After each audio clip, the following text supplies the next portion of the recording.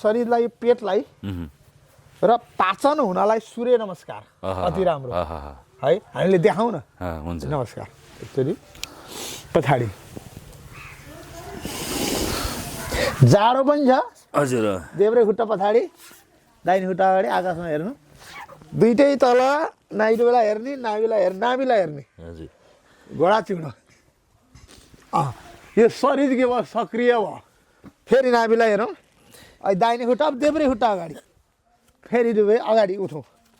सनतजी क्या मजा छ यो शरीरलाई के बनायो यसले